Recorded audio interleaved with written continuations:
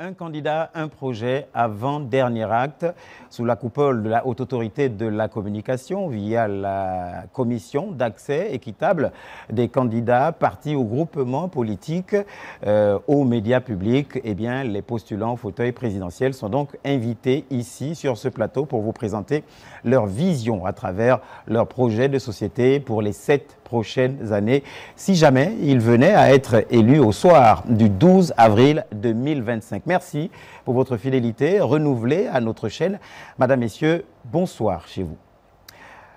Un candidat à un projet reçoit ce soir Joseph Lapensée Essingone. Bonsoir, monsieur le candidat. Bonsoir, monsieur Tchibina. Alors tout de suite, je m'en vais vous présenter les journalistes qui vont vous poser les questions à travers les différents volets politiques. Tout d'abord avec Stéphane Nguema de l'AGP, l'agence gabonaise de presse. Le social sera donc l'affaire de Wivine au Vendang de Gabon Première. Et puis, les questions économiques avec Vibrian Aseko Olomo de Radio Gabon. Les deux derniers nous ayant rejoints ce soir. Voilà donc. Alors, Joseph Lapensée Essingone. Vous êtes né un certain 21 novembre 1972 à Lambaréné, au Gabon. Expérience professionnelle. Depuis le 28 décembre 2023, vous êtes inspecteur des services adjoints. Du 4 octobre 2020 au 28 septembre 2023, vous avez été donc directeur de la législation et du contentieux. Du 12 juin au 4 octobre 2020, vous étiez directeur provincial adjoint des impôts de la province de l'Ogooué-Maritime. Du 28 septembre 2017 au 12 juin 2020, vous avez occupé ou vous avez été confirmé au poste de chargé d'études du directeur général des impôts. De juin 2016 à septembre 2017, vous étiez chargé d'études du directeur général des impôts. Alors, comme principale activité et responsabilité, vous avez réalisé des rapports et notes de synthèse sur toutes les questions qui vous étaient soumises par la DGI. Vous avez rédigé des lettres à la signature du DGI. Vous avez participé autant que possible et nécessaire avec l'accord du DGI à toute réunion organisée au sein ou en dehors de la DGI auquel le cabinet devrait être représenté, consulter avec l'autorisation du DGI toute opération économique, toute autorité administrative ou toute personne dont les informations seraient nécessaires au règlement d'un contrôle ou d'un contentieux fiscal ou à l'élaboration d'un régime ou d'une politique fiscale. Vous avez proposé au DGI, sur la base de notes argumentées, toute initiative pouvant avoir un impact positif sur le système fiscal ou sur le fonctionnement régulier des services fiscaux. Alors, au ministère de l'économie, notamment la direction générale des impôts, voilà, de septembre 2013, c'est vraiment fourni, à juin 2016, vous avez occupé la fonction de chef de service des études, avec comme principale activité réaliser des études d'impact, des analyses sectorielles et des simulations fiscales, assurer le bon fonctionnement du service, assurer la réalisation des études et des simulations fiscale, validée par la hiérarchie, faire la veille juridique concernant les textes et la jurisprudence. Vous avez également encadré des équipes. Allez, le CV est encore fourni. On va tout simplement vous demander quels sont les aspects de votre CV que vous souhaiteriez mettre en lumière pour que les Gabonais vous connaissent davantage ce soir. Bien, merci monsieur Tchibina. Mais je vous ai fourni dans le dossier de presse un résumé de tout ce que vous avez lu avec beaucoup de pertinence. Mais bon, il fallait faire simple. Voilà, moi je suis aux impôts depuis 2004. Alors j'ai occupé tour à tour ces postes-là. Donc, sur cette présentation de la carrière professionnelle, je ne voudrais pas rajouter des choses. Vous avez dit l'essentiel. Maintenant, en dehors de ce que je fais aux impôts, à mes heures perdues, je donne les cours à l'université Omar Bongo où j'enseigne dans les filières professionnelles, à la fac de droit. D'accord. Tout ce qui est gouvernance et gestion des collectivités locales. Et puis, je forme aussi des collègues à l'ENA, à l'EPCA et à l'Institut de l'économie et des finances. D'accord. Bon, ça, c'est sur le plan professionnel. Mais maintenant, sur le plan académique, vous n'y êtes pas encore, donc je n'ai pas de choses à ajouter. D'accord. Donc, on peut s'arrêter là? C'est comme vous voulez. Hein. D'accord. En tout cas, on voit que vous êtes un spécialiste notamment sur les questions économiques qui, entre autres, seront abordées ce soir. Alors, on a suivi un tout petit peu votre expression directe durant laquelle vous vous adressiez aux Gabonais. On n'a pas forcément ressenti la vision que vous avez pour le Gabon pour les 7 prochaines années. C'est l'occasion de présenter succinctement aux Gabonais quelle est globalement votre vision au cas où vous êtes élu au soir du 12 avril 2025. Bien, mais si les Gabonais doivent retenir quelque chose de simple, c'est que je suis candidat pour barrer la route, d'abord au retour en force du système Bongo PDG. Donc, je suis là pour barrer la route au candidat du PDG, parce que j'estime qu'après cette transition, il faut bien qu'on passe de l'ancien Gabon qui était un Gabon où la malgouvernance était le principe de base, à un Gabon où on peut nous présenter comme un des modèles de bonne gouvernance. Ah, monsieur le candidat, si je me permets, le PDG n'a pas présenté de candidat. Mais le PDG est un candidat. Est-ce que c'est de notoriété publique, madame? Le PDG est un candidat. Le candidat des bâtisseurs, c'est le candidat qui a eu le soutien du PDG. Alors, je ne peux pas comprendre que il s'est présenté sous la bannière, il est indépendant. Mais c'est le candidat du PDG ou pas? Non, c'est un candidat indépendant. Est-ce que ce n'est pas le candidat qui a reçu le soutien du PDG? Mais cela ne veut pas dire qu'il s'est présenté sous la bannière. Il ne s'est pas présenté sous la bannière du PDG. Il ne s'est pas présenté sous la bannière du PDG, mais bon, ça c'est des habillages. On sait très bien que c'est le candidat du PDG. Et tout le monde le sait, c'est une autorité publique. Le PDG, moi j'ai suivi dans une des vidéos là récemment, où tout un groupe de PDG s'est en train de chanter. Le PDG que vous cherchez, le voilà maintenant. Alors, donc vous voyez bien que... Mais on ne comprend pas, Monsieur Senghor, que vous parliez de PDG, alors que derrière ça, tous les Gabonais suivent effectivement la campagne et tous les soutiens qu'il y a derrière le candidat que vous évoquez. Il n'y a pas que le soutien du PDG, il y a le soutien de beaucoup d'autres associations. Partis politiques et associations. D'autres partis politiques et de Gabonais. Bon, ok, expliquez-moi pourquoi déjà le PDG, c'était le parti au pouvoir avant la transition. On est d'accord là-dessus, c'était le parti au pouvoir avant la transition. Alors le PDG, laissez-moi terminer. Non, laissez-moi terminer, sinon après les Gabonais qui me suivent ne sauraient pas où je vais en venir. Et vous le savez, même si vous faites semblant de ne pas comprendre, c'est le PDG qui était au pouvoir jusqu'en 2023.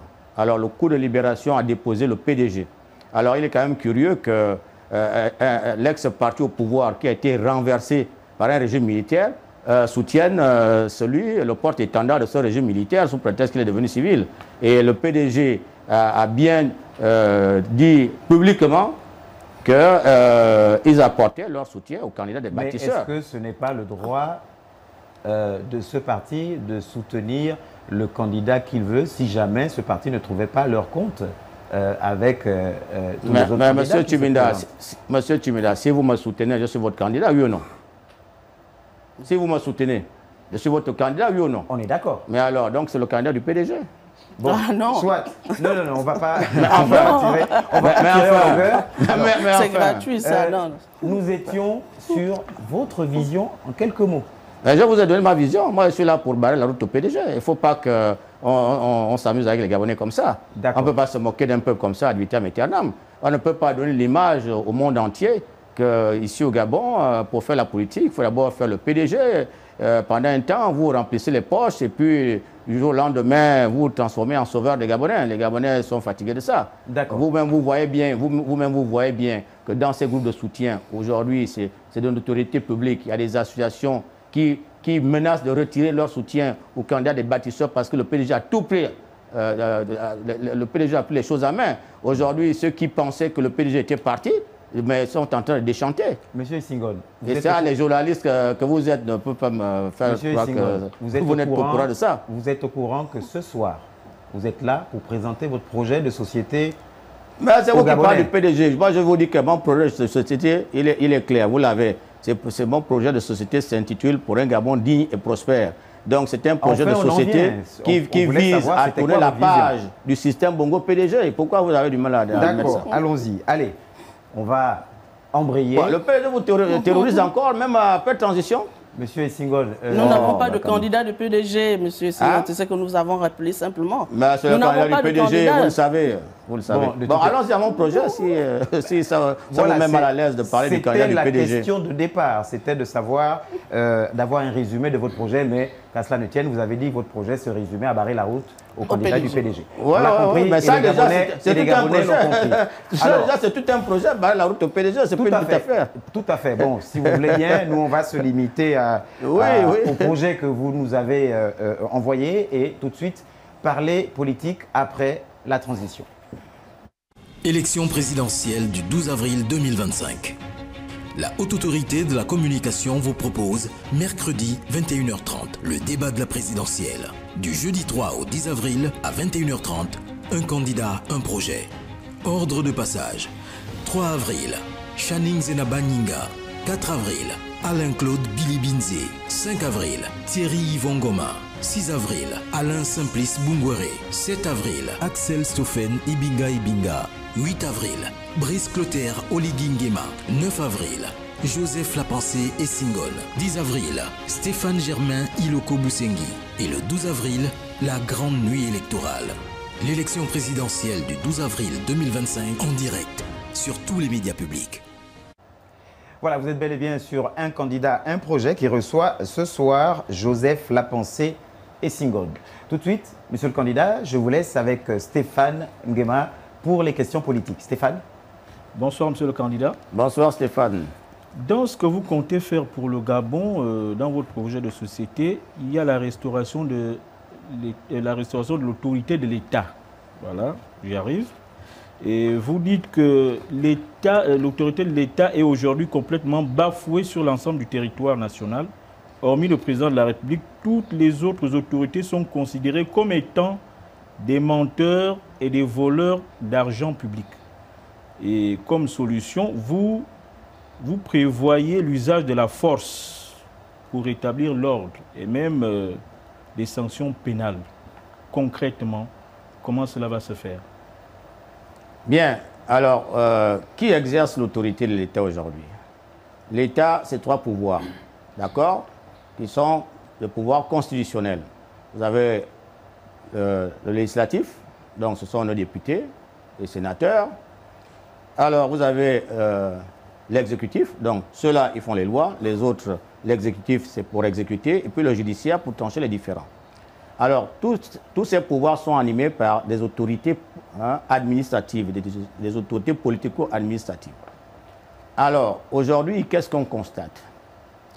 Ce que nous constatons, c'est que, déjà, au niveau du législatif, nos parlementaires, on en a souvent des parlementaires qui ne peuvent même pas vous lire un projet de loi. Ils sont nombreux, ils sont élus là parce qu'ils sont populaires au village, parce que chaque fois qu'il y a un décès, on les voit. Chaque fois qu'il y a un mariage, on les voit. Bon, ça c'est bien. Un parlementaire doit être élu sur quelle base? Non, ça je dis déjà, ça c'est bien. Mais quand même, pour venir décider, parce que le Parlement c'est quand même l'organe qui décide, n'est-ce pas, de toutes les normes qui vont régir l'État, il faut quand même des gens qui ont un certain niveau. Mais nous, ce que nous avons constaté dans le passé, c'est pour ça que moi, la politique n'a jamais eu d'attrait pour moi. On confond être sympa, être gentil et être un homme politique. Alors, donc, il ne faut pas faire ce genre de choses. Au niveau de l'exécutif, vous le savez, aujourd'hui, à part le président de la République, il y a encore un minimum de respect, parce qu'il fait et défait les rois. Mais les ministres sont respectés par qui? Les gouverneurs sont respectés par qui? Les préfets sont respectés par qui? Les sous-préfets sont respectés par qui? On est dans un pays où souvent le maire, même pour avoir le carburant, s'il est dans une commune où il y a des sociétés, il peut mendier même le carburant à ces sociétés-là. Lorsqu'on organise le 17 août, c'est souvent le ministre du coin qui vient, c'est comme si c'était lui la seule autorité, voilà, qui devait permettre à la localité de bien faire son 17 août. On attend toujours, alors que ce n'est pas comme ça. L'administration est gouvernée par des principes qui sont, les mécanismes d'administration clairs. C'est ce que vous verrez en deuxième point, c'est-à-dire les mécanismes de déconcentration et décentralisation. C'est-à-dire que la chaîne de pouvoir doit être bien répartie au niveau de l'ensemble du territoire national. Ça part des services centraux, dont le Premier ministre et puis tous ces ministres, les directeurs généraux des grands services centraux. Et puis il y a les services déconcentrés, c'est-à-dire que lorsque on est dans le Moyen-Nouveau, par exemple, ou dans la Nyanga, on doit savoir que le patron de la province, c'est le gouverneur. Et le gouverneur doit vraiment avoir les moyens pour exercer sa mission. Ce n'est pas quelqu'un à qui on va acheter un véhicule de manière épisodique parce que bon, le président vient, et puis quand on achète ça, c'est un don du président, on vient présenter ça, on prend 50 voitures et puis on vous appelle, vous la télé, vous venez filmer ça comme si c'était quelque chose d'extraordinaire, quelque chose de magique pour le pays parce qu'on vient donner des clés, bon, des spectacles de ce genre. Avec moi, ça ne va pas exister. C'est naturel que l'administration ait les moyens de fonctionner. Parce que l'administration est là pour tenir compte, n'est-ce pas, des besoins des citoyens. Ils sont là pour tenir compte, pour prendre les mesures qui vont améliorer le bien-être des citoyens. On a, depuis 1996, voté les lois sur la décentralisation parce que, comme ailleurs, on voulait quand même que l'État central ne s'occupe pas de tout. Il fallait quand même qu'un certain nombre d'affaires qui sont considérées comme des affaires locales. C'est-à-dire que si on veut, par exemple, investir, améliorer le confort du lac Moyon, qui est en Ndjolé, on ne va pas quand même demander au ministre de faire ça. Ça, c'est quelque chose qui ne concerne que Ndjolé. Moi, j'étais à Makoukou, j'ai vu des enfants qui se lavaient dans des débarcadères, qui mettaient leur vie en jeu. Les autorités locales peuvent quand même regarder ça. Mais les autorités locales qu'on a aujourd'hui, elles font quoi? Les maires, c'est seulement les mariages. Les présidents des collectivités locales, on donne ça à quelques anciens militants du PDG, souvent les moins capés, des gens qui sont là juste parce que, même pour déplacer le camion de la mairie ou de l'Assemblée, il faut qu'il appelle d'abord Madame le ministre ou Monsieur le ministre. Bon, ça, il faut quand même que ça s'arrête. Alors, on va un tout petit peu évoluer. On comprend que vous êtes effectivement impatient. Alors, vous proposez, puisque la question de Stéphane était sur la restauration de l'autorité de l'État, vous proposez de voter des lois, comme vous l'avez un tout petit peu dit. Est-ce que le problème, ce sont les lois? Parce qu'on dit bien, et on le sait, il y a des lois qui existent, mais le problème, c'est l'applicabilité. Il faudrait, si vous votez ces lois, que vous veillez à ce que ces lois soient appliquées. Comment ferez-vous? Bien, déjà, dans votre question, il y a deux éléments. L'applicabilité, c'est différent de l'application. Mais ce que vous dites est tout à fait juste, hein, parce qu'il y a des lois qui ne sont pas applicables. C'est-à-dire que les lois mal conçues. Moi j'ai vu souvent, lorsqu'on fait des projets de textes fiscaux, nous, en tant que techniciens, on a bien conçu le régime fiscal d'un impôt. Bon, mais après, vous trouvez quelques blagueurs députés là, qui ne connaissent pas la matière, mais ils viennent jouer les savants. Ils enlèvent un mot ici, un mot là, ils trouvent que tel mot est bizarre, tel mot... Et puis, comme c'est eux qui votent, lorsqu'ils votent, après, on n'arrive plus à appliquer. Là, ce n'est pas applicable. Là, vous avez raison. Il y a des textes qui ont des problèmes d'applicabilité. Maintenant, il y a le problème de l'application des textes. C'est-à-dire qu'un texte, il est là, il est clair comme de roche. Simplement que la personne qui doit l'appliquer, elle-même n'a pas le niveau pour comprendre même le texte. La personne n'a pas le niveau, donc elle ne peut pas appliquer, elle ne comprend pas. Vous ferez comment? Mais comment aller donc faire? Voilà, pour faire, voilà, oui. Mais ça, c'est simple maintenant. Il faut bien choisir les gens à qui on confie les responsabilités dans ce pays. Parce qu'avec moi, il n'y aura plus des postes par ethnie, des postes par région. Parce que, vous voyez, c'est aberrant. Les députés ne seront plus élus? Non, les députés seront élus. Mais là encore, il faut revoir le niveau des députés. Il faut bien qu'on revoie ça. Il ne faut plus que tout le monde aille là-bas à l'hémicycle juste parce que, par exemple, à l'époque du PDG. Mais ils sont envoyés par la population, Oui, mais bien sûr. Mais les leaders, moi je suis leader, je suis là. Vous croyez que tout ce qui s'est fait pendant la transition, là, c'est la population qui a demandé de faire ça? Si je suis président, c'est parce que je viens, une fois je suis élu, avec la volonté politique, je vais prendre des mesures qui vont d'abord, relever le niveau général de la population. Parce que si vous avez une population qui n'est pas bien instruite comme la population gabonaise, vous voyez même tout ce qu'on met en exergue pendant cette campagne, les projets de société, je ne suis pas sûr que 90% des Gabonais lisent ces choses-là. Parce que la lecture, ce n'est pas notre affaire. Nous ne sommes pas éduqués à lire. c'est bien pour les grandes émissions télévisées, c'est bien pour le monde entier qui nous écoute, mais je ne crois pas que les gens de Boué là-bas vont voter parce qu'ils ont bien lu le projet de société des Singon, d'Olingui ou des locaux et ainsi de suite. Ça risque de vous prendre du temps de relever le niveau général de la population avant de mettre en place l'Assemblée nationale. Et puis, monsieur le candidat, ça prend le temps comment? Ça ne peut pas prendre du temps. Ce n'est pas parce que nous avons été nommés par un des frères que cela remet tout de suite en question le niveau de la personne nommée. Mais je n'ai jamais dit ça. Je n'ai jamais dit que parce que vous avez été nommé par un des frères. Parce que vous dites qu'il n'y aura plus de nomination de frères par tu veux dire, qui est là, on était à l'université ensemble. Si je le nomme parce que je connais ses capacités, oui. Mais si je le nomme parce qu'on vient me dire qu'il n'y a même pas un frère de Ndjolé, général. Donc, même si le plus gradé qu'on a là-bas, c'est un sous-lieutenant, il faut fabriquer un général de toutes pièces. Mais c'est des choses qu'on entend au Gabon. D'accord. Hein, vous ne voulez pas me dire qu'on parle de notre pays là. On sait très bien comment on a fabriqué des dignitaires ici. D'accord. Monsieur le candidat, je ne suis pas satisfait de la réponse parce que vous dites que pour rétablir l'autorité de l'État, il faut faire usage de la force. Non, ce n'est pas... Ce qu'il faut comprendre, c'est que pour restaurer l'autorité de l'État, il faut désigner les gens qui exercent l'autorité de l'État en fonction des capacités, en fonction de leur capacité à exercer ces responsabilités-là. Cela procède d'abord des formations qu'ils ont reçues, quel est leur niveau de formation. Cela procède de leurs états de service, qu'est-ce qu'ils ont fait dans le passé. Parce que vous ici, si on vous prend un jeune qui arrive à peine de l'école de journalisme, et puis il est bombardé comme ça parce que c'est le frère du président DG de la RTG, ça va tous vous démotiver. Ça ne veut pas dire qu'il n'a pas appris, mais est-ce qu'il a les états de service qu'il faut pour sortir comme ça et être nommé directeur général de la RTG? Non. Vous voyez bien que ça n'aura pas un effet productif. Ça va tous vous décourager. Et des choses comme ça, c'est légion dans ce pays. On voit bien des gens, quelqu'un sort à peine d'une école de magistrature, ou ministre de la Justice. Bon, vous venez commander les gens qui vous ont enseigné. Ça va donner quel effet? Quelqu'un sort à peine d'une école, directeur général de ceci, directeur général de cela. Bon, on ne sait pas d'où ça sort. Alors, moi je suppose que si on vous a retenu là, c'est en fonction de ça. Hein. Maintenant, s'il y a certains parmi vous qui n'ont pas été retenus comme ça et donc qui ne comprennent pas le sens de ce que je propose là, bah, ça pourrait m'inquiéter. Ne nous faites pas injure. Non, moi je ne vous fais pas. Je vous sais que vous avez été choisi parce que je suppose que pour une émission comme celle-ci, vous faites partie des meilleurs. Donc c'est ça que je vais faire. Pourquoi vous avez du mal à comprendre ça? Est-ce que vous voulez dire que dans ce pays, on a vu des présidents d'assemblée qui n'arrivent même pas à lire un discours?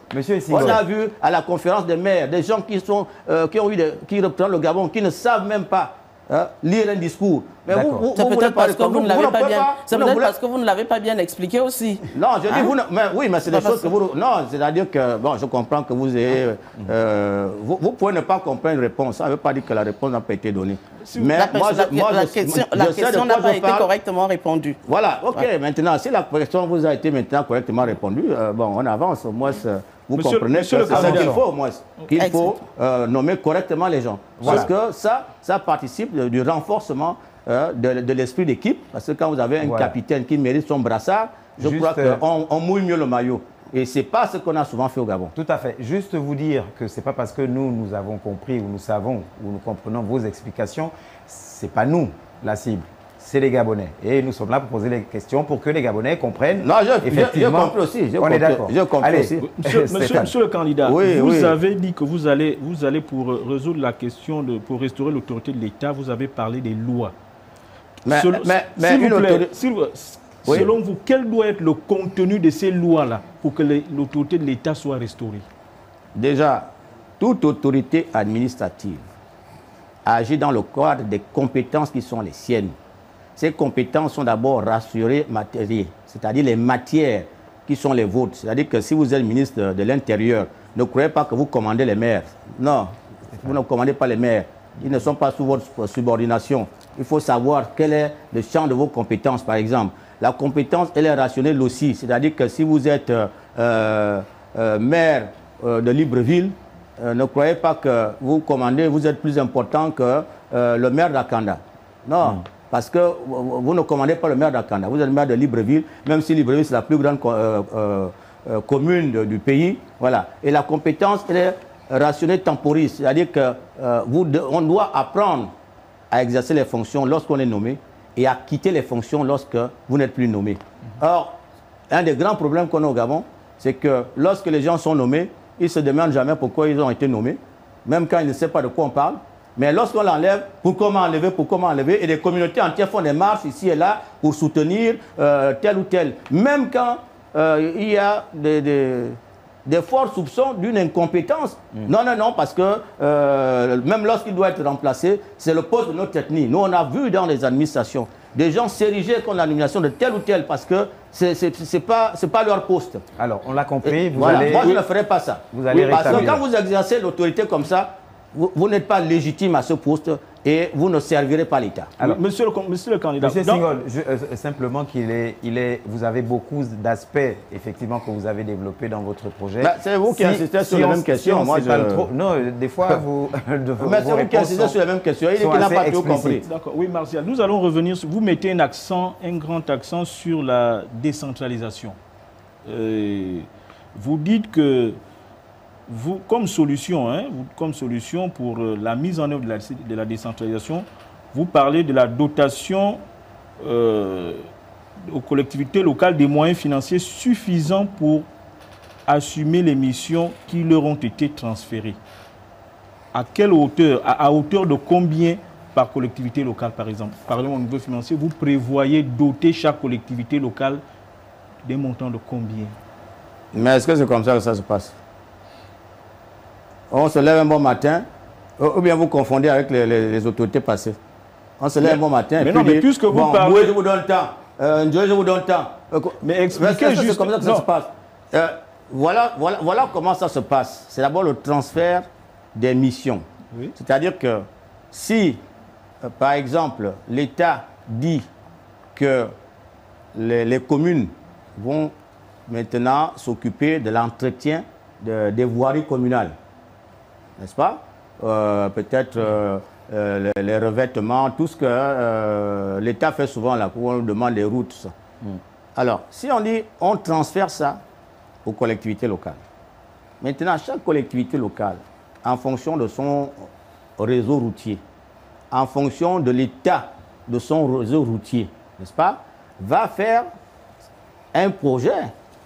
Parce que ce soit les collectivités locales, que ce soit l'État lui-même, l'État central, est-ce qu'on donne l'argent comme ça? On fait d'abord les conférences budgétaires, non? Oui, tout à fait. Chacun dit d'abord que moi, pour ceux de l'année qui vient, j'aurai besoin d'un camion, j'aurai besoin de... C'est ça les besoins. Mais on suppose maintenant, si vous devez par exemple enlever les ordures ménagères et que vous dites que pour enlever les ordures ménagères, il me faut un camion peut-être de 50 millions. Mais je ne vous donne pas ce camion-là. Comment je vais vous blâmer si vous n'enlevez pas les ordures ménagères? Mais vous avez quand même... Les moyens suffisants, c'est quoi? C'est-à-dire que la mission, c'est enlever les ordures ménagères. Vous comprenez la mission, non? Oui. Bon, maintenant, celui à qui vous avez confié cette mission-là, il dit pour enlever les ordures ménagères, j'aurais besoin peut-être de 10 employés qui vont faire ce travail-là. J'aurais besoin d'un camion, j'aurais besoin de ceci, cela. Et il totalise tout ça. Il dit, moi, je vois que pour bien assumer cette mission, j'aurais besoin de 100 millions, par exemple. D'accord? D'accord. Tout ce que vous pouvez faire, c'est vérifier si, au lieu de 10 employés, il aurait pu faire le travail avec 4. Et c'est le travail qu'on fait.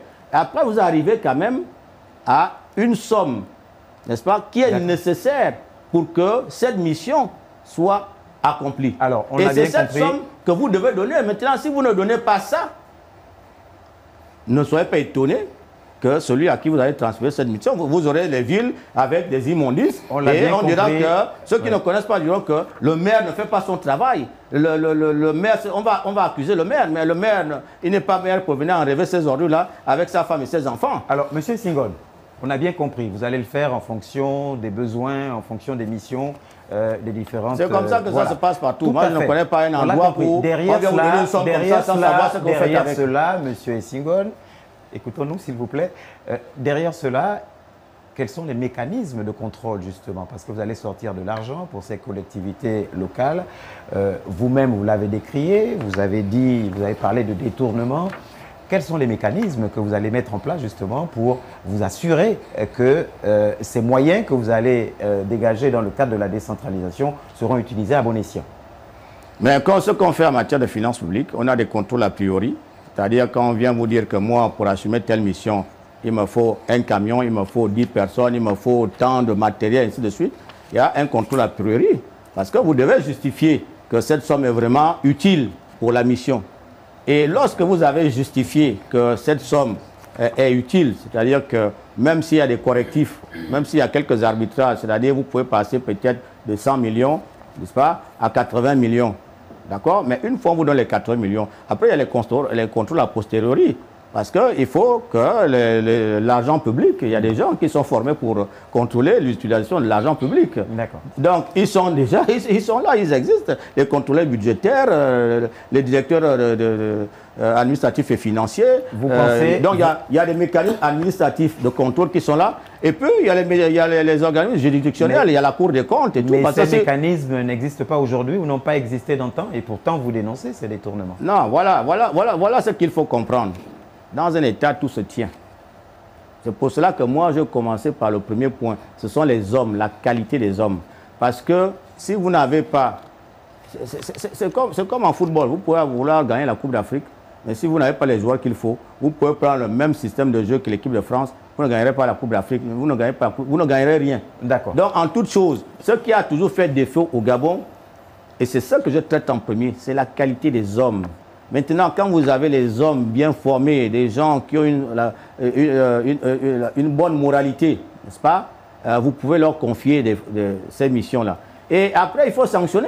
Est-ce que la sanction, lui, il a parlé que je veux parler de la force. Oui, mais qu'est-ce qui caractérise l'État? C'est la coercition. Tout à fait. L'État, c'est un pouvoir de contraindre. À un moment donné, on vous contraint à faire quelque chose. Et puis, si vous avez mal géré, ça peut être parce que vous n'étiez pas bien formé, peut-être l'incompétence, ça peut arriver, mais ça peut aussi être de la mauvaise foi, peut-être dû au fait que les détournements de l'argent public, c'est dans ça que vous excellez, mais il y a des gens pour auditer les comptes publics.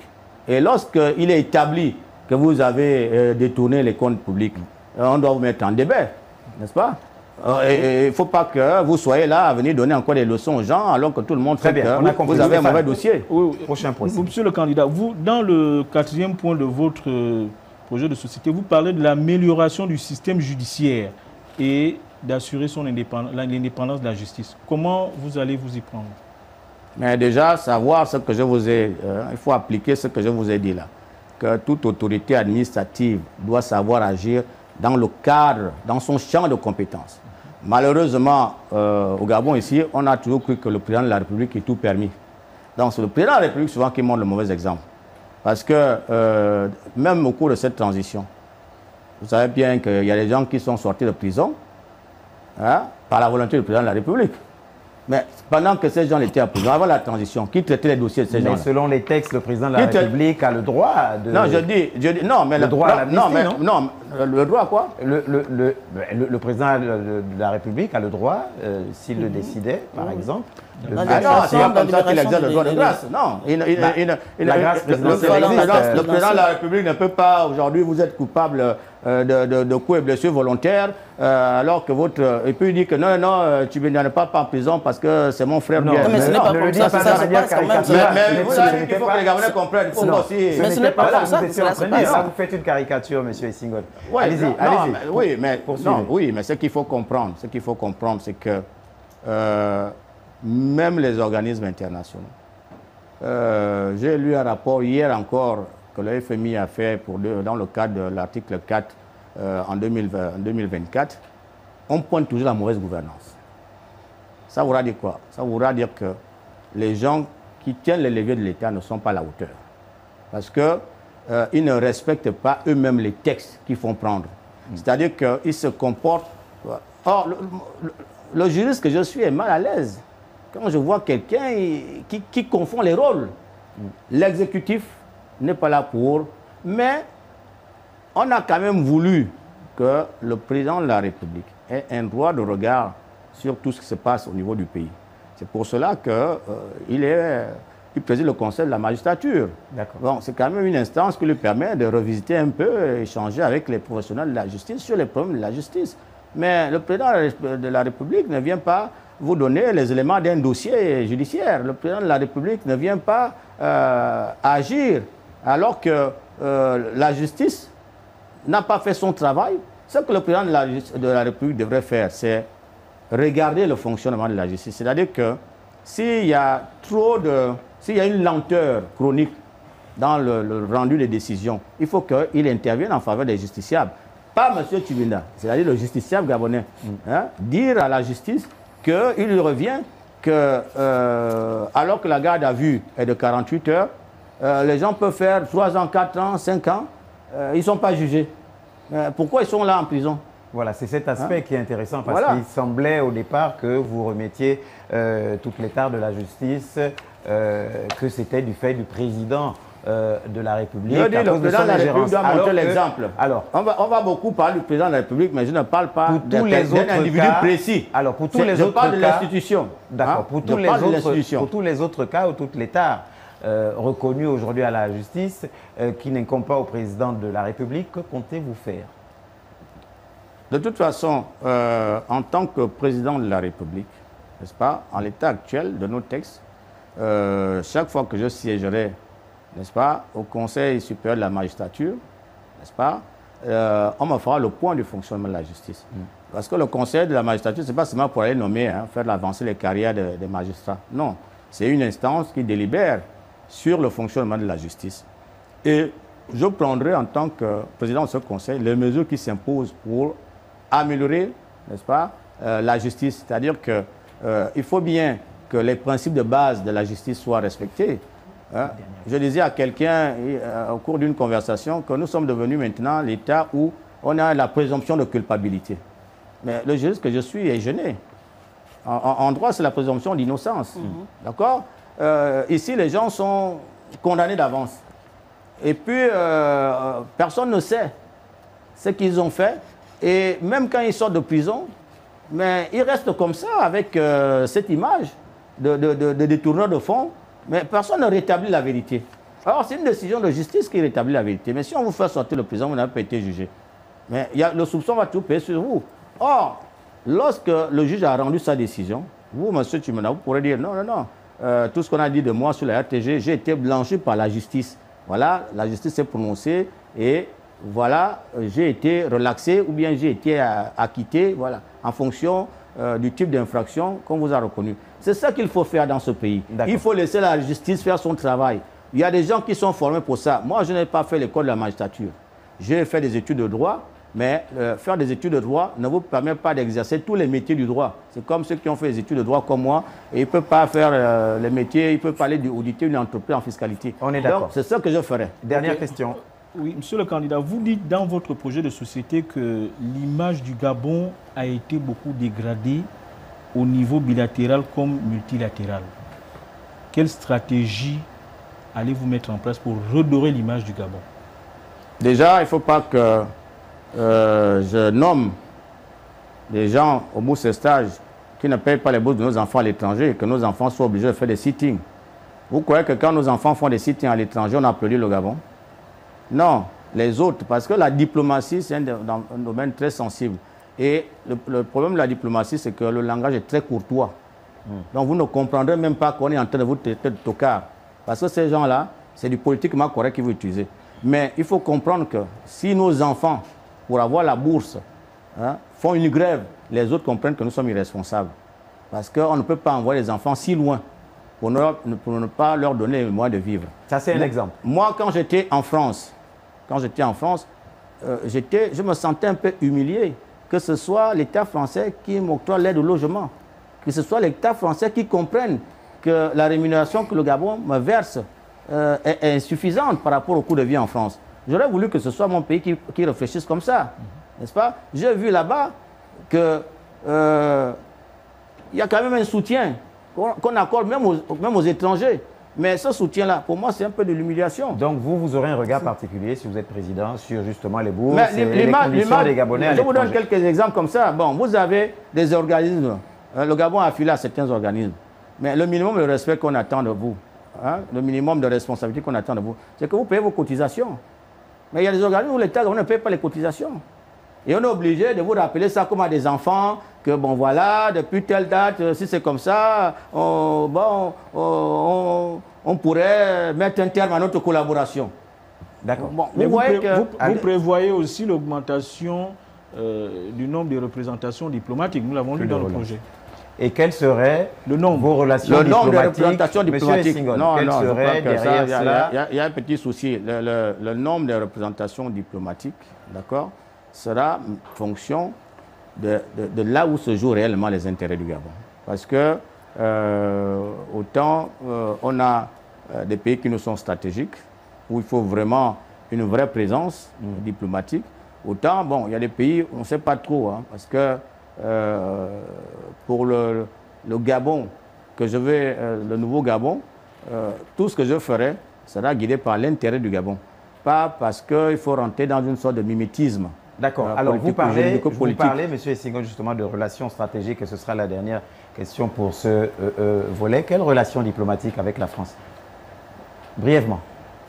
Bien, la France est un partenaire que je respecte. C'est un partenaire historique.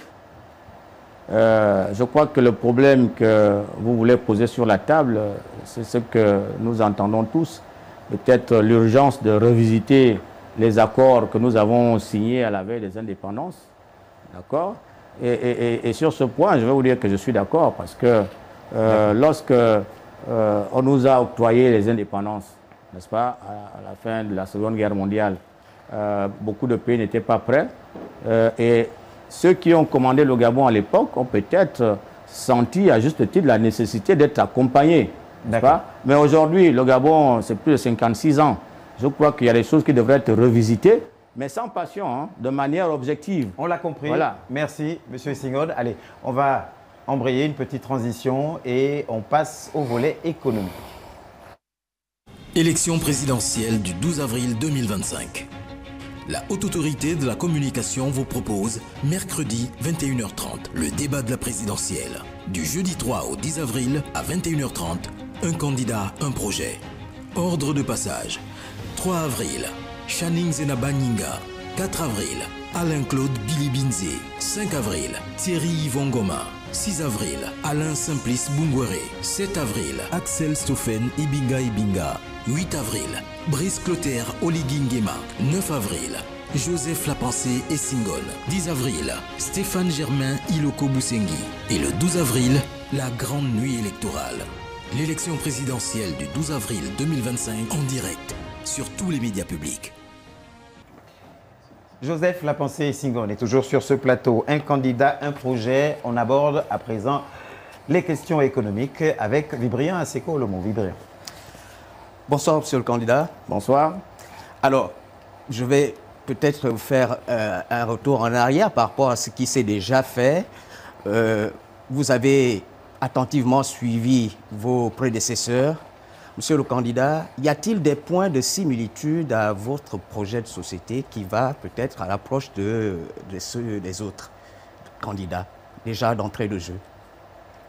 Bon, d'entrée de jeu... Sur le volet économique. Hein. Sur le volet économique. Bon, d'entrée de jeu, je ne vois pas. Moi, j'ai un projet qui s'écarte suffisamment de ce que les autres proposent.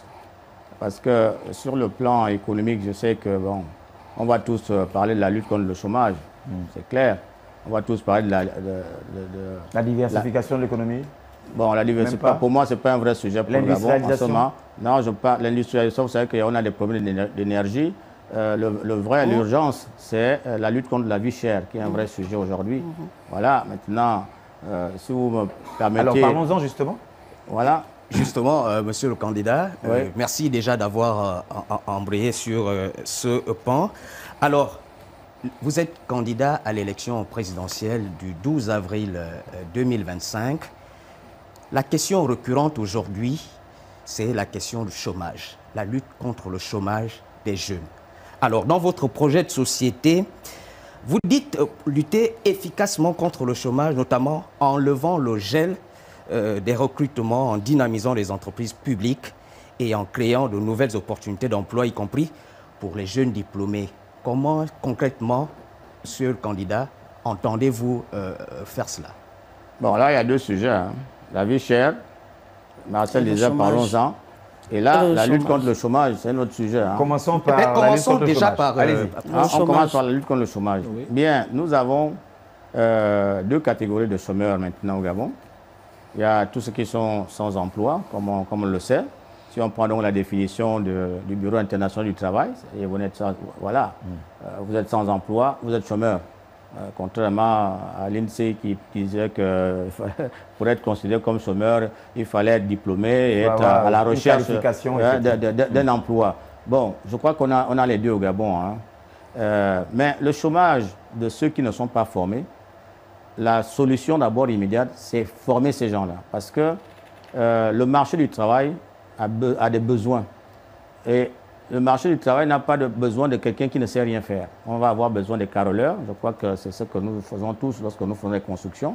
En général, ils sont étrangers hein, chez nous, la plupart. On aura besoin des électriciens, on aura besoin des plombiers, on aura besoin des maçons, on aura besoin... Voilà. Il ne faut pas qu'il y ait des gens qui ne savent rien faire parce qu'ils n'ont rien à vendre sur le marché du travail. Et personne ne fait appel à eux. C'est vrai qu'on a quand même besoin de quelques manœuvres de gens pour soulever des cartons. Cela, il faut donner une formation. Mais le chômage qui est très inquiétant et qui peut détruire notre pays, c'est le chômage des diplômés. Parce que, comme vous le savez, M. Chivunda, nous tous, nous avons fait des études parce qu'on nous a présenté cela comme un ascenseur social. On disait, si vous voulez bien vivre demain, il faut faire des études. Or, aujourd'hui, on fait la démonstration contraire à nos enfants. C'est-à-dire, ils font des études, ils sont diplômés comme nous, et on leur dit, non, il n'y a pas d'emploi. Et on trouve un argument fallacieux, c'est l'inadéquation formation-emploi, ce qui est totalement inadapté dans le cadre de la réalité. Non, parce que je vais vous dire, monsieur Chibinda, lorsque on prend par exemple la mesure de geler le recrutement de la fonction publique, d'accord? En même temps, vous avez des gens qui ont des masters en anglais, qui chôment, alors qu'on a besoin des professeurs d'anglais dans nos lycées et collèges. Le besoin est là, les gens pour le satisfaire sont là, mais ça ne matche pas. Parce qu'il y a une décision unique qui est là, qui fait le mur, n'est-ce pas? Donc aujourd'hui, on parlait là tout à l'heure des collectivités locales. La plupart de nos collectivités locales n'ont même pas de bac plus 5. La preuve, c'est que moi, j'enseigne des formations qui ont été initiées par les collectivités locales. On a même l'impression que le pétrole, vraiment, c'est fini il y a 1000 ans. On a l'impression que tout... Vous ferez comment pour régler ce problème? Au soir du 12, vous êtes élu président de... Mais je vous réponds, ça ne sert à rien de tirer dans tous les sens. Hein, je vous réponds. Au Gabon, le chômage, il est entretenu. Parce que c'est avec ça qu'on vilipende la population. Parce que c'est avec ça qu'on met la population en captivité. Parce que vous-même, vous avez vu le président de la transition. Il va dans un village, il dit, toi, venez, je vous mets à la gare. Il a préparé ça quand? Et là, il n'y a pas de problème de poste budgétaire. Quelqu'un se lève un bon matin et puis il dit, bon, j'octroie tant de postes budgétaires à la santé. Avant qu'ils ne viennent, les postes budgétaires étaient où? Monsieur le candidat, les solutions, comment vous entendez pour dynamiser justement ces... Non, moi je réponds par rapport à ce que vous-même vous soulevez comme vous avez dit, est-ce que ce n'est pas un poste budgétaire? Je vous dis, ce n'est pas un problème de poste budgétaire. Et la question alors, quelle est votre solution à ce problème? Créer des postes budgétaires comme si c'était un claquement de doigts. Quelle est alors votre solution à ce problème? Je vous ai dit la première chose pour lutter contre le chômage des jeunes, parce que ça c'est un vrai sujet, parce que si tous les jeunes sont convaincus que l'école ne sert plus à rien, c'est la fin du pays. Ce qu'il faut faire d'abord, c'est lever cette mesure. Lui-même, il a lu ça, j'ai écrit ça. Cette mesure qui ne se justifie pas. Je crois même savoir que la Cour des comptes avait condamné cette mesure. Mais ils ont dit au nom du FMI, tout ça, machin. Bon, autant d'arguments fallacieux parce que je ne crois pas que le Gabon ait déjà une situation où on est satisfait des besoins. Parce que pour porter un pays, il faut bien des gens. Vous avez parlé des collectivités locales. Je vous ai donné un exemple des enfants qui ont été formés parce que les collectivités locales elles-mêmes, là-bas aussi, ce n'est pas les postes budgétaires comme pour la fonction publique classique. Et pourtant, ces enfants-là sont formés. Mais pourquoi on ne les utilise pas? Parce qu'ils n'ont pas les parents qui vont prendre leur dossier, aller donner à leurs amis. Vous ne répondez toujours pas à ma question, M. Singol. Les emplois sont là, je vous le dis. C'est vous qui ne voulez pas comprendre la réponse. Non, les emplois vous n'expliquez pas bien. Vous n'expliquez pas bien. Nous n'avons toujours pas de réponse à nos questions. Ces jeunes à travers le Gabon vous regardent ce soir. Mais ces jeunes me regardent. Ils ont besoin d'une réponse concrète. Ne tirez pas sur d'autres personnes. Non, ce que je leur dis, la première chose, c'est que moi je lève la mesure qui vous empêche de rentrer dans la fonction publique. C'est déjà, on sait qu'au Gabon, le premier employeur, c'est l'État. Ensuite, on va créer des emplois dans le secteur public. Donc, il y a un certain nombre d'entreprises publiques si je prends simplement le cas de la Sogatra, si nous restructurons cette entreprise et qu'elle devienne une entreprise véritablement nationale, on la dote des moyens nécessaires pour assumer sa mission, c'est-à-dire un nombre de bus suffisant. On va recruter des gestionnaires, des comptables, des conducteurs de bus, des contrôleurs de bus. On va organiser les points de ramassage, on va organiser plein de choses, n'est-ce pas? Nous avons, dans mon programme, vous avez vu au niveau économique, au niveau de l'agriculture par exemple, on nous a toujours parlé de l'agriculture et tout ça. Moi je propose de créer une société nationale d'élevage d'agriculture parce qu'on a toujours des ministères de l'agriculture, mais ce n'est pas ces ministères qui vont planter le manioc, les ignames. Il faut bien qu'on trouve le moyen pour que l'igname sorte de terre, pour que le manioc sorte de terre, pour que... Donc, on a vu récemment le Premier ministre aller acheter des vaches au Brésil pour les amener ici, c'est en Ndende ou c'est pas où, mais ça ne doit pas être des actions ponctuelles. Il faut bien, ce n'est pas un Premier ministre d'aller acheter ces choses-là. Il faut bien qu'il y ait une structure dédiée pour rendre ça, pour concrétiser cela. Parce que l'agriculture, le retour à terre, ça ne doit pas être un vain mot. Ça ne doit pas être un argument pour vouloir décourager un enfant qui a eu sa maîtrise. Après, on dit qu'il faut retourner à la terre. Comment vous venez dire à quelqu'un de retourner à la terre alors qu'il a fait déjà 20 ans d'études? Vous ferez comment pour intéresser donc les jeunes, justement, à l'agriculture? Parlons-en, puisque tout à fait. L'agriculture. Le candidat a déjà envoyé sur ce point. Une fois la société est créée, mais cette société va recruter des gens pour planter. C'est quoi? Et vous savez que l'agriculture a besoin de sans formation. Mais non, mais pour planter du manioc, par exemple, mais on a des mamans qui savent le faire. On a des mamans qui savent le faire. Elles peuvent former les jeunes. Nos mamans ont appris à planter comment? Est-ce qu'elles allaient dans sauf des... Comme ça, il s'agit de l'agriculture de subsistance. Non, nous ne sommes pas autosuffisants parce que d'abord, et là, vous allez trouver notre problème, il n'y a pas de volonté politique.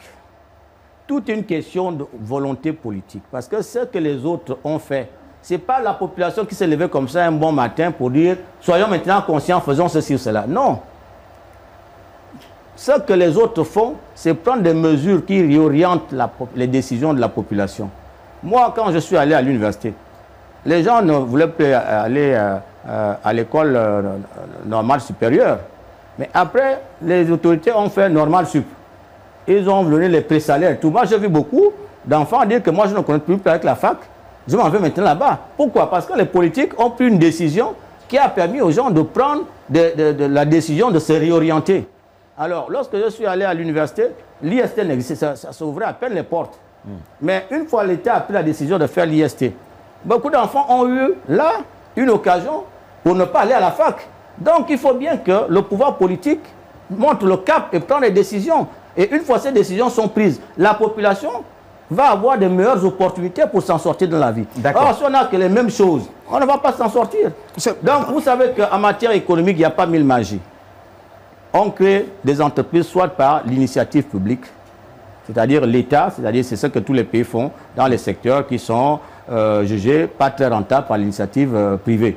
Donc l'État lui-même va prendre ça, un certain nombre de services publics vont être gérés par des entreprises que l'État va créer. Une petite pause. Allez, on va accorder une petite pause, une petite transition pour des raisons de commodité. Élection présidentielle du 12 avril 2025.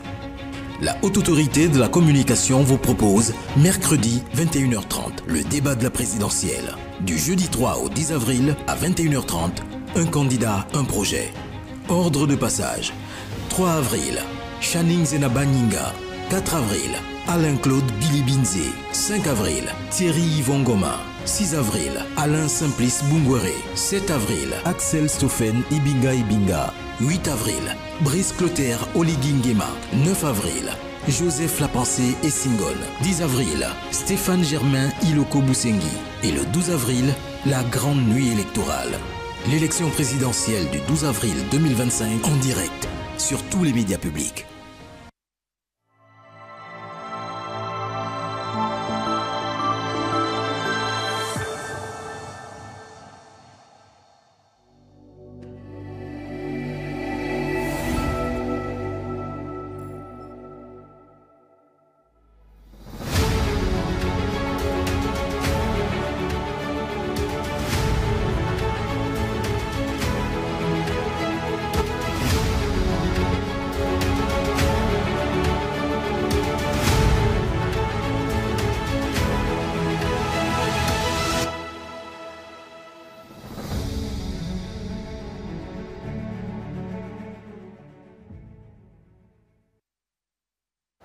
Voilà, nous revenons sur ce plateau. Il fallait se désaltérer un tout petit peu. Vibrian, on poursuit?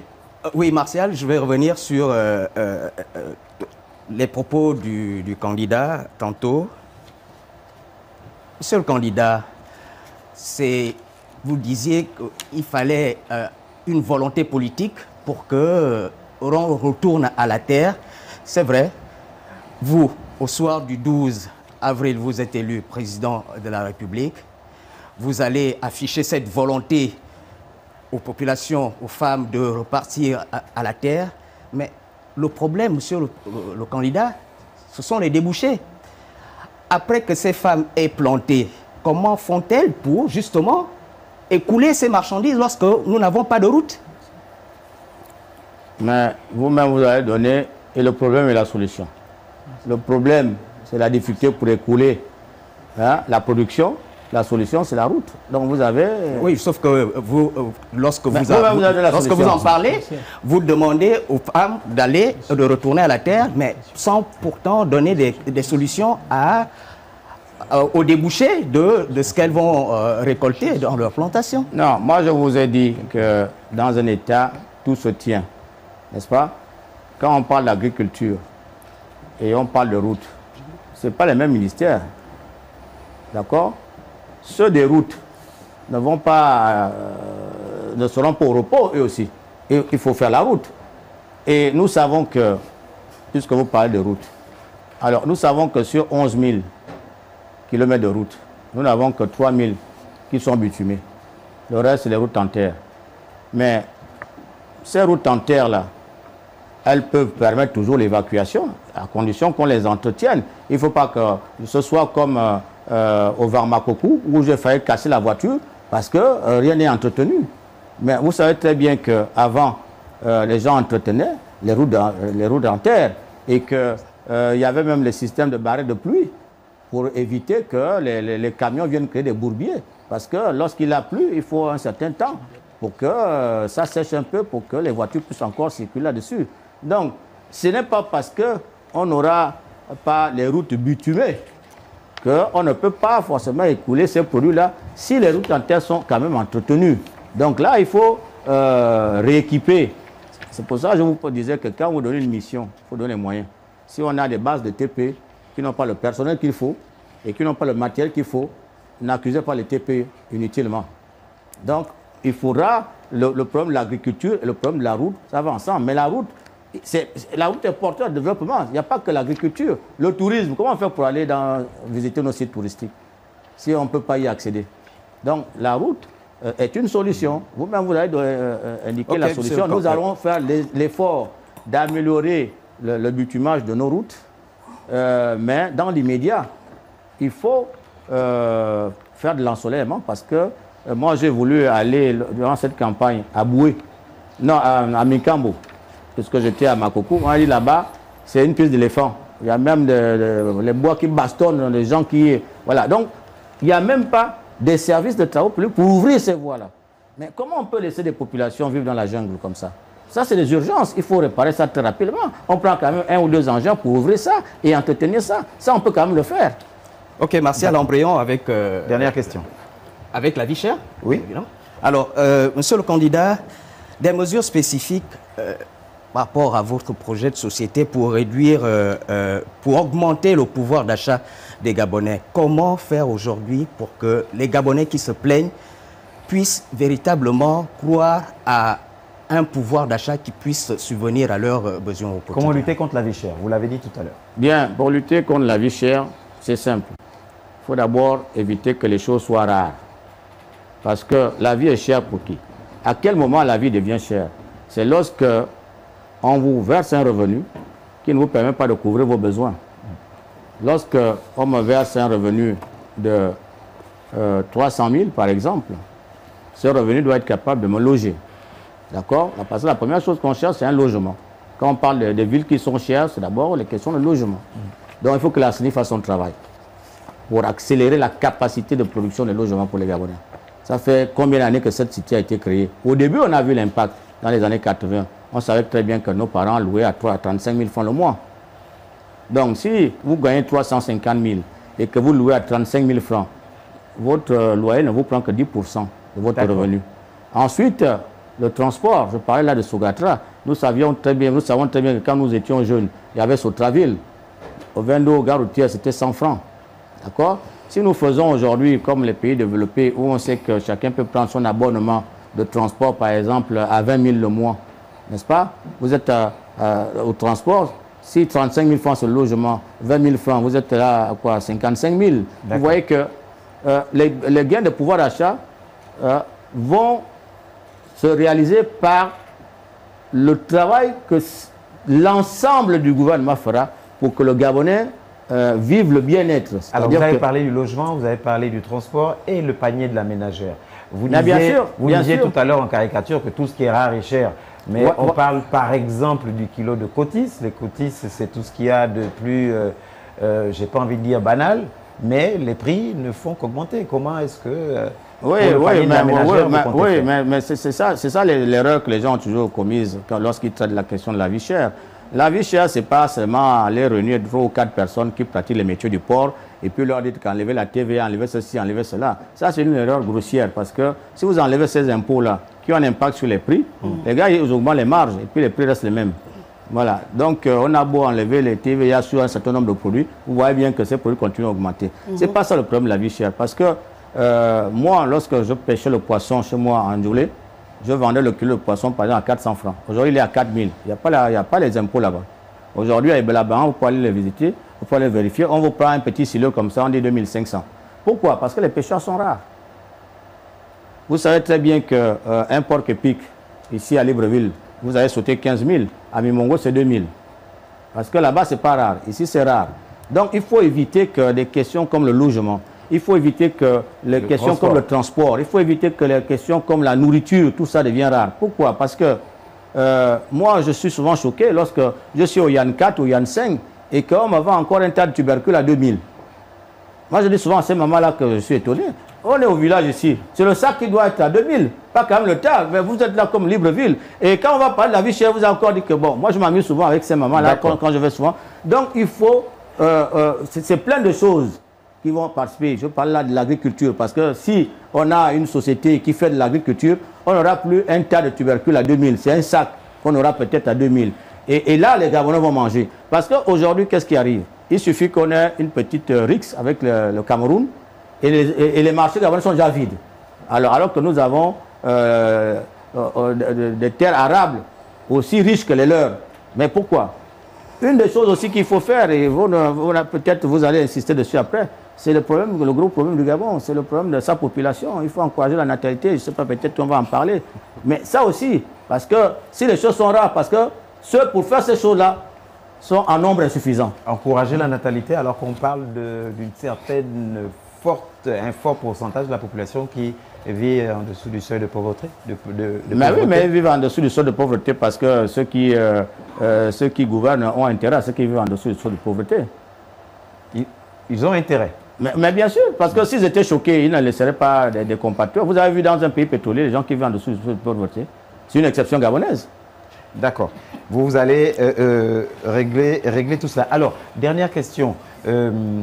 Vous parlez, et ça c'est intéressant, de négocier avec les autorités équato-guinéennes la fusion des deux États pour créer un État plus grand et ayant de bien meilleures chances de se développer dans le contexte de mondialisation actuelle. De deux États, vous allez négocier et d'en faire un. Ouais. Vous serez quoi finalement? Vice-président? Est-ce que la Guinée équatoriale, comment est-ce que vous comptez Bon, quelle est votre vision là-dessus par rapport à cette proposition? Oui, ce que je propose n'est pas une innovation mondiale. Hein. Lorsqu'on a réunifié les deux Allemagnes, il n'y a pas un président qui se posait ce genre de questions. L'intérêt supérieur de la nation commande. Nous sommes aujourd'hui dans un contexte agressif économiquement où les pays qui comptent, c'est les pays qui ont des hommes. La Guinée équatoriale et le Gabon sont considérés comme des micro-États. Et le seul intérêt que les gens ont pour ces États, c'est la richesse de leurs ressources naturelles. Donc si on ne fait pas attention, d'autres peuvent nous prendre même ces terres-là. C'est une question de survie. Parce qu'au Gabon, ici, les gens ont fait de l'ethnisme un ascenseur politique.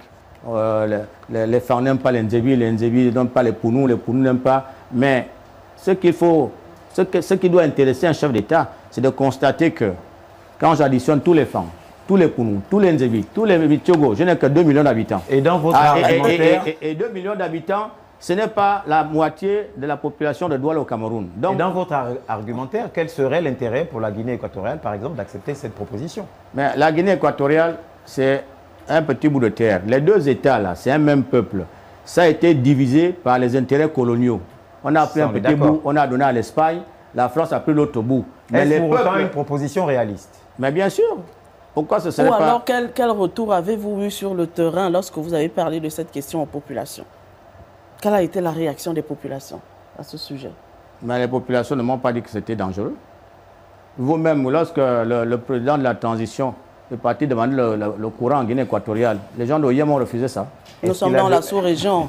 Non, est-ce que les gens d'Oyem ont refusé ça? Nous sommes dans la sous-région. C'est marqué, il y a un partage de services. Non, vous avez demandé le ressenti des populations. Mais moi, là, je vous prends un cas récent. Vous prenez le cas... On a agi comme si on était un seul pays, vrai ou faux? Vous prenez le cas... Nous faisons partie d'une même sous-région. Nous faisons partie d'une même sous-région, économique. Non, le problème n'est pas là. C'est-à-dire que... Ça s'explique. Est-ce qu'un partage de services peut être assimilé à votre grand projet, quand même, de fusionner deux États, monsieur mais regardez. La France et l'Allemagne, on sait comment ces deux pays sont séparés après la Seconde Guerre mondiale. Mais à un moment donné, quand ils ont commencé à avoir des problèmes d'énergie, hein, les Robert Schuman, les gens, les vrais hommes d'État savent transcender ces petites préoccupations-là. D'accord. Donc, je crois qu'ici, vous savez très bien que ce qui compte aujourd'hui, c'est les grands États, les États peuplés. Or, quand vous prenez les petits millions d'habitants et demi qui est en Guinée, vous l'ajoutez aux petits 2 millions du Gabon, on n'a même pas la population de Douala. Donc, et c'est pour cela que nos pays sont aujourd'hui des pays très convoités, n'est-ce pas? Mais parce que la nature a horreur du vide. D'accord. Il faut qu'on soit Monsieur ensemble. le candidat, vous voulez être le président de la République pour aller fusionner avec la Guinée. Mais où le mal? Toujours est-il que pour l'exemple que vous avez pris, la France est restée la France, l'Allemagne. Bien sûr, mais on n'est pas obligé, mais on peut faire mieux. C'est-à-dire que l'Allemagne a été divisée par les intérêts occidentaux, non? On va passer. Mais après, ils ont trouvé que ça ne respectait pas les intérêts allemands et ils ont fait le socio-qualitatif. Le mur de Berlin est tombé. Il nous reste 20 minutes à peine pour évoquer les questions de société après cette transition. Élection présidentielle du 12 avril 2025. La Haute Autorité de la Communication vous propose, mercredi 21h30, le débat de la présidentielle. Du jeudi 3 au 10 avril à 21h30, un candidat, un projet. Ordre de passage. 3 avril, Channing Zenaba Nyinga. 4 avril, Alain-Claude Bilibinze. 5 avril, Thierry Yvon Goma. 6 avril, Alain Simplice Bungwere. 7 avril, Axel Stoffen Ibinga. 8 avril, Brice Clotaire Oligingema. 9 avril, Joseph Lapensée Essingol. 10 avril, Stéphane Germain Iloko Boussengi. Et le 12 avril, la grande nuit électorale. L'élection présidentielle du 12 avril 2025 en direct sur tous les médias publics. Un candidat, un projet. Nous sommes toujours avec Monsieur Essingol, le candidat Essingol, Joseph Lapensée. Voilà, on y arrive. Pour évoquer les questions de société. Wivine Novanda. Monsieur le Président, bonsoir. Bonsoir. Ou devrais-je dire Monsieur le candidat? À ce stade, nous ne sommes pas en campagne. Donc, Monsieur le candidat. Non, vous avez devant vous le président. Alors, même si nous avons entendu un autre candidat incarner la rupture, mais dans votre cas, je crois que les Gabonais peuvent vous le concéder du fait de votre virginité en politique. Vous arrivez pour la première fois. Et permettez-moi de revenir sur la question de la décentralisation. Dans votre projet de société, je vois que vous mettez la question de la décentralisation en deuxième point, c'est-à-dire un point prioritaire. Mon interrogation, la décentralisation est-elle plus importante que l'accès aux services sociaux de base? J'entends la santé, l'éducation. Bon, là, il y a deux choses. Entre autres. Là, il y a deux choses. Il y a ce que l'État fait pour les populations. Et là, vous parlez de services sociaux de base. Il y a comment l'État s'organise pour faire ça. D'accord? Alors, pour administrer un État, il n'y a pas 1000 magies aujourd'hui. C'est la déconcentration, c'est-à-dire toutes ces autorités-là qui dépendent du pouvoir exécutif, n'est-ce pas? Pour être concret, c'est du président, premier ministre, les ministres jusqu'au gouverneur. Et puis la décentralisation, ce sont ces autorités-là qui sont nées au sein de l'État, n'est-ce pas, qui ont leur personnalité juridique propre, n'est-ce pas? Donc ce sont des entités qui sont là pour gérer les affaires locales, parce que au niveau central, il y a des besoins qu'on aura du mal à satisfaire. Ça, c'est une chose. Mais lorsque vous parlez de services sociaux de base, d'accord, il y a des services sociaux qui peuvent être gérés au niveau national, comme d'autres au niveau local. Donc, puisque le niveau local prend quoi? Le niveau local prend ce que le niveau central veut bien lui transférer. On parle bien de transfert, n'est-ce pas? Et comme il transfère les missions, il va aussi transférer les moyens, n'est-ce pas? Donc, il n'y a pas d'incompatibilité à ce niveau-là. Par contre, la vraie question, c'est tous nos services sociaux de base qui sont démolis aujourd'hui, là, qui sont restés l'ombre d'eux-mêmes. Mais il faut revitaliser tous ces services sociaux, puisque les besoins des populations sont là. Sans ces services sociaux de base, les populations ne peuvent pas connaître un bien-être. Un exemple concret, l'eau et l'électricité. Aujourd'hui, le Gabon vient de traverser une grande crise énergétique. Nous l'avons vu, nous subissons des coupures d'électricité et d'eau intempestives. Alors, quelle est la solution à ce problème, par exemple? Oui, bon, là, effectivement, mais ça ne dépend pas de la décentralisation et de la déconcentration. Voilà. Ici, c'est une entreprise qui peut être publique ou privée, parce que vous voyez bien que la SCG, souvent, on la privatise, souvent, on la nationalise. C'est une entreprise. Ça n'a rien à voir avec les administrations. Maintenant, le véritable problème aujourd'hui de la SCG, c'est que ça a été une entreprise mal gérée. Au début, on a cru qu'en la privatisant, n'est-ce pas, comme on croit toujours que les personnes privées gèrent mieux que l'État. Malheureusement, dans le cas du Gabon, depuis Veolia et tout ça là, on a bien vu qu'il n'y a pas eu une amélioration, n'est-ce pas, de la fourniture de l'électricité. Moi qui vous parle, j'ai dû suspendre mes fournitures d'eau. Anjolé, ma pauvre mère là-bas, il faut encore qu'elle aille puiser l'eau à la pompe publique.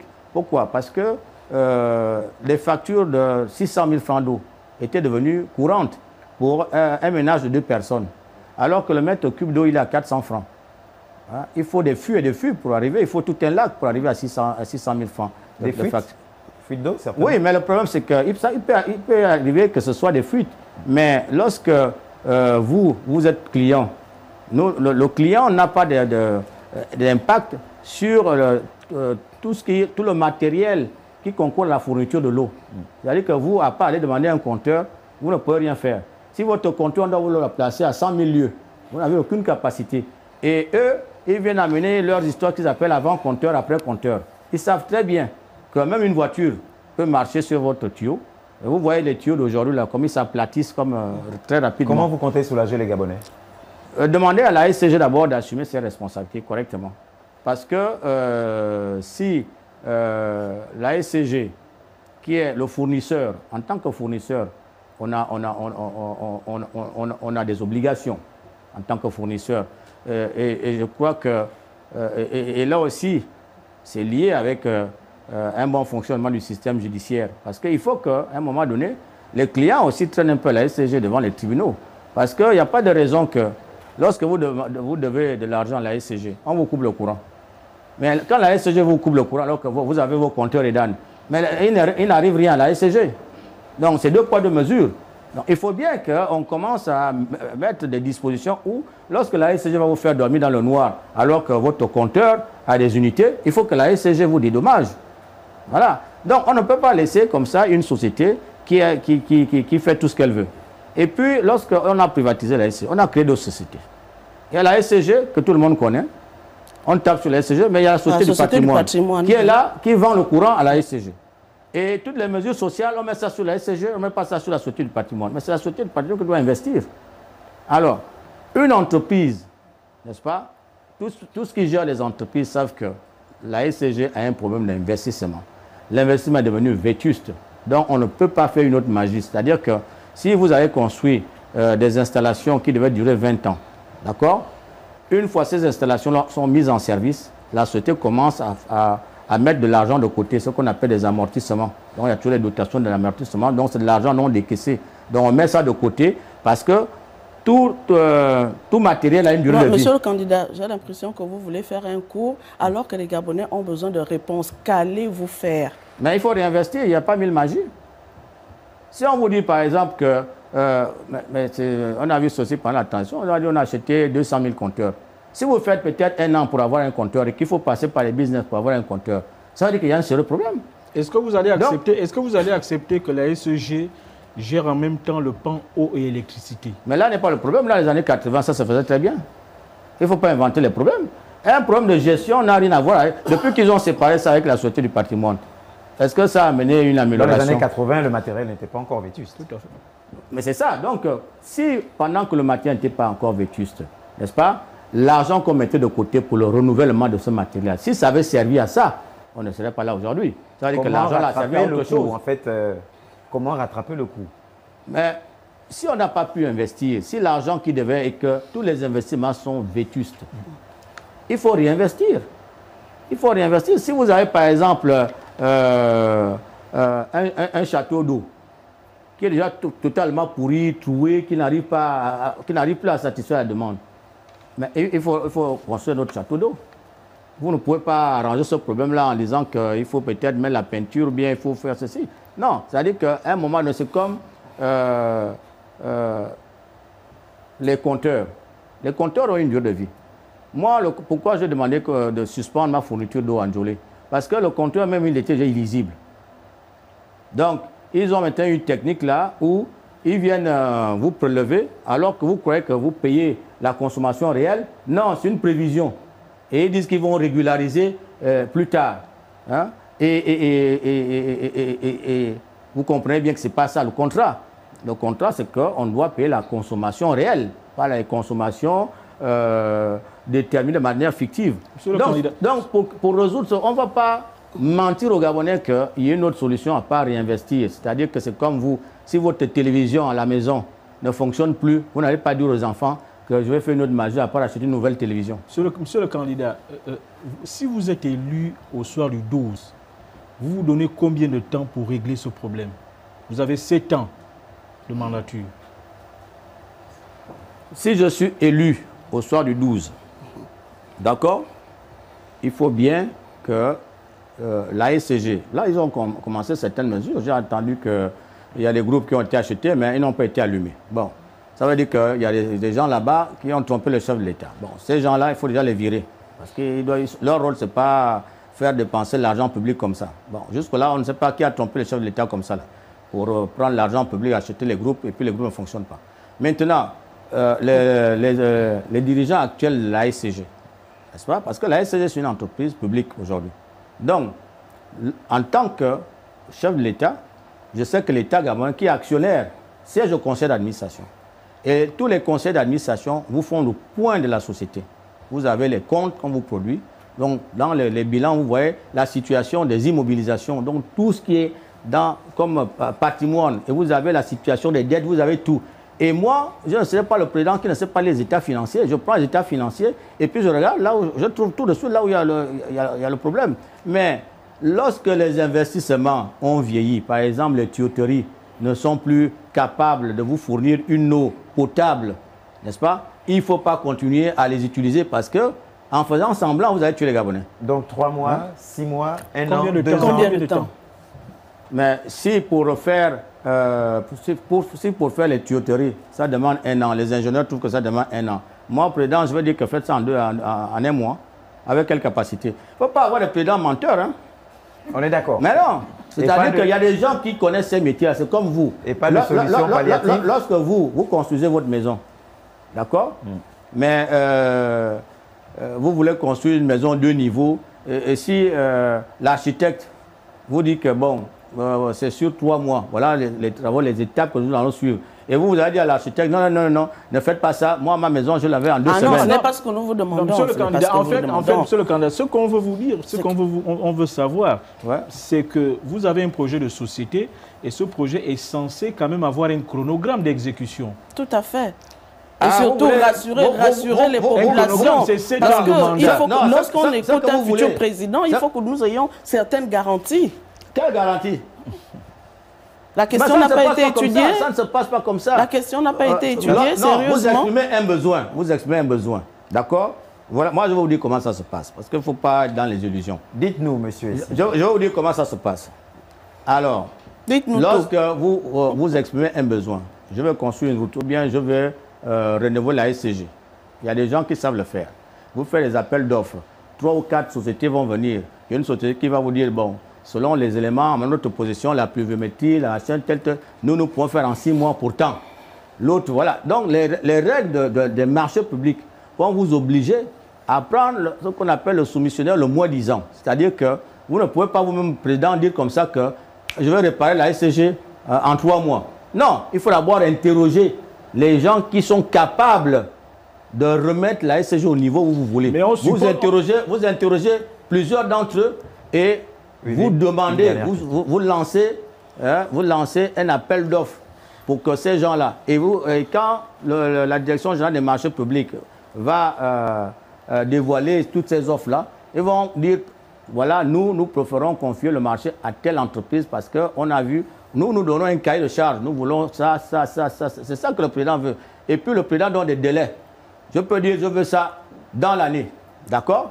Mais les experts vont dire, monsieur le président, soit vous voulez qu'on vous fasse un bon travail, et on le fait vraiment dans l'année comme vous voulez, mais pour vous faire un bon travail, il faut 3 ans. Monsieur le Président. Et là, maintenant, quand j'ai cette décision-là, j'annonce aux Gabonais que, voilà, nous allons compris, monsieur le candidat. En 3 ans. Monsieur le candidat, nous comprenons que nous n'aurons la réponse à cette question qu'une fois au palais de... Permettez-moi de revenir sur le logement parce que ce sont des questions transversales. On en a parlé en économie, certes, mais ça concerne également la société. Mais au logement, je vais y ajouter le foncier, monsieur le candidat. Vous savez que l'accès au titre foncier au Gabon, c'est la croix et la bannière. L'État dépense jusqu'à 2 milliards de francs CFA pour des contentieux liés au foncier. Le foncier et le logement, 2 grosses épines sur les pieds de Gabonais. Mais oui, mais parce que ceux qui nous ont dirigés jusque-là n'ont pas été à la hauteur. Le foncier, c'est quoi? Le foncier, c'est quoi? Le foncier, c'est quoi? C'est la terre. C'est la terre. Bon, maintenant, la population du Gabon occupe moins de 2% du territoire national. Comment les familles vont s'entretuer pour quelque chose que nous avons en abondance? Vous parcourez le Gabon, c'est la forêt à perte de vue. Notre génération ne devait même pas acheter le terrain. On devait même donner ça aux gens gratuitement. Parce que s'il y a quelque chose que nous avons en abondance et qui ne demande pas de super travaux, c'est quand même organisé. Vous, président, vous donnerez les terrains gratuitement, c'est ça? Au Rwanda, je dis s'il y a quelque chose qu'on pouvait même donner gratuitement. Je n'ai pas dit que je vais donner gratuitement. C'est une question qui va être regardée parce qu'il y a des pays qui l'ont réussi. Le Rwanda, c'est un petit bout de terre. C'est moins grand que le Guevindo. Je crois moins grand que l'Angouri. Il y a 4 provinces du Gabon qui sont plus grandes que le Rwanda. Et le Rwanda a 13 millions d'habitants par là. Ils ont fait un plan d'affectation des terres. Et au Rwanda, vous n'avez pas ce conflit-là. Au Rwanda, quelqu'un ne vend pas un terrain alors qu'il ne peut pas montrer que c'est le mien. Au Gabon, c'est encore comme à l'époque primitive. Quelqu'un vous montre de ce bois-là, ce bois-là. Ça, c'est le constat. Ça, c'est le constat. Vous ferez quoi alors? Qu'est-ce que vous entendez faire? Mais m'inspirer de ce qu'ils ont fait au Rwanda. On fait un plan d'affectation des terres. Il y a des gens qui savent faire ça. D'accord. C'est tout. C'est que vous prenez comme chantier d'Hercule ici. Les autres ont déjà réussi ailleurs. Hein? Une dernière question. Toute dernière, parce que Marcel, tu me permets. C'est la conclusion bientôt. Une dernière, monsieur le candidat, l'agriculture. Une dernière pour la route. Voilà, c'est ça. Bon, l'agriculture, l'électricité, l'eau et l'électricité, le foncier, tout cela demande quand même des moyens. Où allez-vous trouver ces moyens? Comment allez-vous faire? Quels sont vos partenaires potentiels? Les mots de la bouche. C'est la dernière question. Un programme ambitieux avec beaucoup de pans. Les moyens, où les trouverez-vous? Bon, de toute façon, un État fonctionne comme un ménage. Quand vous voulez organiser votre mariage, les moyens, vous les trouvez où? Soit vous avez vos économies. Soit vous avez vos économies, vous regardez. Parce que ce qu'on évalue d'abord, c'est la dépense. C'est la dépense d'abord. Quand on fait le budget de l'État, on commence par les dépenses. Et puis, si on a 4 milliards de dépenses, on dit où est-ce qu'on va trouver 4 milliards de recettes pour équilibrer le budget. Et puis, on va dire, bon, les impôts et autres, voilà, ils vont nous rapporter, par exemple, 2,5 milliards. Maintenant, qu'est-ce qu'on fait avec le 1,5 milliard qui reste? C'est là où la dette devient une ressource. On va emprunter, d'accord? Et l'État gabonais, malheureusement, a beaucoup utilisé cette ressource pour des choses qu'on ne voit pas. C'est ce qui est regrettable. C'est pas que la dette a toujours été une ressource. Les entreprises empruntent, les États empruntent, tous les budgets, la plupart des budgets sont votés en déficit, c'est-à-dire que les dépenses dépassent les ressources qu'on a et puis on va emprunter pour équilibrer. Donc je crois que l'État gabonais arrive encore à emprunter, mais moi je veux améliorer la création de recettes internes, n'est-ce pas? Et puis arrêter, j'allais dire définitivement, ce qui se fait aujourd'hui, où l'État gabonais abandonne ses propres ressources aux entreprises et préfère aller emprunter. Parce que le niveau de cadeaux fiscaux que nous faisons à certaines entreprises ici dépasse l'entendement. Et c'est pour cela que si vous suivez tous les débats qui ont lieu à Davos, en Suisse, on voit bien que les multinationales sont tirées à boulet rouge. Parce qu'on sait très bien que les impôts qu'on nous paye ici, c'est une portion congrue. Hein. L'essentiel de la richesse est défiscalisé. Donc il faudra qu'on se réapproprie. Et ça, c'est aussi le fait que certaines entreprises se sont installées ici, il y a très longtemps, avec des modèles économiques totalement dépassés aujourd'hui. Donc il faut se réasseoir avec ces entreprises-là. Quand j'étais directeur de la législation du contentieux, j'avais déjà pu arracher pour qu'on mette dans la loi que l'État devait revisiter chaque 5 ans les entreprises qui avaient des régimes fiscaux stabilisés, c'est-à-dire que des régimes fiscaux qu'on ne peut pas modifier sans préalablement négocier avec les entreprises en question. D'accord. Voilà. Donc il y a plein d'argent, qu'on pourra prendre. Bon, mais on ne va pas dire que je suis venu parler des dossiers de X, Y, on a Z compris. Ici. Voilà. Donc je suis encore au besoin. Je suis encore inspecteur de service adjoint, donc il y a la limite de l'obligation de réserve, mais quand je serai président, ce ne sera plus le cas. Pour le président, il n'y a pas de dossier secret. Et en tout cas, c'est tout le bien qu'on vous souhaite. Joseph Lapensée Senghor, merci de vous être prêté aux questions des journalistes ce soir dans le cadre de Un candidat, un projet. Nous sommes au terme de cette émission. En regardant les Gabonais droit dans les yeux, votre caméra, pour le mot de fin, que leur dites-vous? Pour le mot de la fin. Bien, ce que je dis aux Gabonais pour le mot de la fin, c'est que vous avez regardé votre candidat à l'émission Un candidat, un projet. C'est une émission qui a été conçue dans le cadre de l'animation de cette campagne électorale et de la vulgarisation de nos projets de société. Mais n'oubliez pas que le véritable enjeu de cette élection, c'est qu'après cette transition, il ne faut plus que le système Bongo-PDG revienne au pouvoir. C'est ça le véritable enjeu. Donc, nous savons que la transition, c'est le passage d'une étape à une autre. La nôtre, cette transition militaire, doit nous permettre de passer de l'ancien Gabon, celui qui a dessus tout le monde et qui a abîmé le pays, au nouveau Gabon, c'est-à-dire le Gabon que moi, Joseph Lapensée Senghor, je compte construire, le Gabon de la nouvelle espérance. Donc, pour cette année, bien voter, c'est voter Joseph Lapensée Senghor. Je vous remercie. Merci à vous.